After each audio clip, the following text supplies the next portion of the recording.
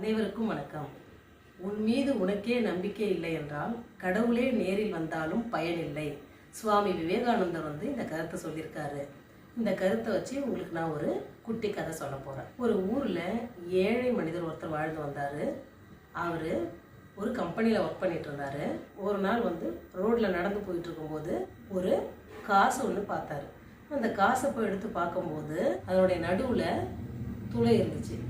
அப்போது துளை உள்ள காசு இருந்ததுன்னா ரொம்ப ரொம்ப அதிர்ஷ்டம் அப்படின்னு சொல்லிட்டு எடுத்து அதை பேக்கெட்டில் போட்டுக்கிட்டாரு. வீட்டுக்கு போய் அவங்க மனைவி கிட்ட, துளையுள்ள காசு கிடச்சிச்சுன்னா ரொம்ப அதிர்ஷ்டம் அப்படின்னு தெரியுமா உனக்கு, இனிமேல் என் வாழ்க்கையில் எல்லாமே நல்லா நடக்க போகுது அப்படின்னு சொல்லிட்டு அந்த காசை ஒரு துணியில் முடிச்சு போட்டு பேக்கெட்டில் போட்டு வச்சுக்கிட்டாரு. எங்கே அவர் வெளியில் போனாலுமே அந்த காயினை பேக்கெட்டில் போட்டு வச்சுக்கிட்டு தான் அவர் போவார். காசு அவர் கையில் கிடச்சோடனே எனக்கு இனிமேல் எல்லாமே நல்லது தான் நடக்கும்னு சொல்லிட்டு அவர் நம்ப ஆரம்பிச்சிட்டாரு. அதே மாதிரி அவரோட வாழ்க்கையில் கொஞ்சம் கொஞ்சமாக அவர் முன்னேற ஆரம்பிச்சிட்டார். எப்படின்னா அவரோட வேலையில் உயர் பதவி கிடச்சிச்சு. நிறைய பேர் அவரை நம்ப ஆரம்பித்தாங்க. அவர் தொட்டதெல்லாம் தொடங்க ஆரம்பிச்சிருச்சு. எல்லாமே அவருக்கு நல்ல விதமாக தான் நடந்துச்சு. ஊரில் எல்லாருமே அவரை ரொம்ப பெருமையாக பேச ஆரம்பிச்சிட்டாங்க. அவர் ரொம்ப பணக்காரராக ஆயிட்டார். எங்கே போனாலும் அவர் அந்த காயின் எடுத்துகிட்டு போயிட்டு இருப்பார் இல்லைங்களா. ஆனால் அந்த காசை அவர் பிரிச்சுலாம் பார்க்கவே இல்லை.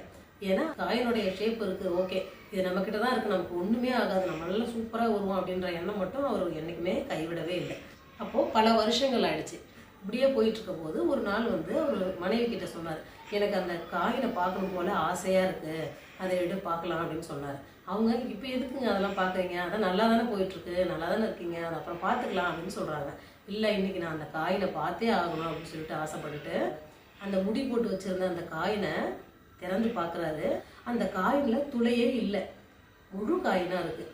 உடனே அவங்க மனைவி கிட்ட, என்னது இது துளை உள்ள காயின் இல்லையே, வேறு மாதிரி இருக்கே அப்படின்னு சொல்லிட்டு கேட்குறாரு. உடனே அவங்க மனைவி சொல்கிறாங்க, அதை எங்கே கேட்குறீங்க, ஒரு நாள் நான் அவங்க சட்டையை எடுத்து உதறினேன், அப்போ அந்த காயின் ஜன்னலுக்கு வெளியில் விழுந்துருச்சு, எனக்கு நீங்கள் வருத்தப்படுவீங்களே என்னன்னு சொல்லிட்டு தோணுச்சு, அதனால் வேற ஒரு காயின் வீட்டில் இருந்த காயின் எடுத்து நான் முடிச்சு போட்டு உங்கள் பேக்கெட்டில் போட்டு வச்சுட்டாங்க அப்படின்னு சொல்லிட்டு அவங்க மனைவி சொல்கிறாங்க. அவர் இது எப்போ நடந்துச்சு அப்படின்னு சொல்லிட்டு கேட்குறாரு. உடனே அதுக்கு அவங்க, நீங்கள் அந்த காயின் எடுத்துகிட்டு வந்தீங்க இல்லையா, அதுக்கு மறுநாளே இது நடந்துச்சுங்க இந்த சம்பவம் அப்படின்னு சொல்கிறாங்க. அப்படியே உடனே அவருக்கு ஒன்றுமே புரியல. ஆமாம், அவருக்கு அந்த நல்ல வாய்ப்பை கொடுத்தது அந்த நாணயம் கிடையாது, அவருடைய நம்பிக்கை தான், அதாவது தன்னம்பிக்கை தான். அவர் தன்னம்பிக்கையை தன் மீது வைக்கல, அந்த நாணயத்தின் மீது வச்சிருக்காரு. நமக்கு ஒரு நம்பிக்கை வரணும், தன்னம்பிக்கை ஏற்படணும்னா ஏதோ ஒரு பிடிப்பு வேணுன்ற மாதிரி அவர் அந்த நாணயம் இருந்தால் என்னால் எல்லாம் முடியும் அப்படின்ற மாதிரி அந்த நாணயத்தின் மீது நம்பிக்கை வச்சிட்டாரு. அதனால என்னைக்குமே தன்னம்பிக்கையோட நம்ம எந்த ஒரு செயலையும் செய்யணும். புரிஞ்சுதுங்களா மாணவர்களே?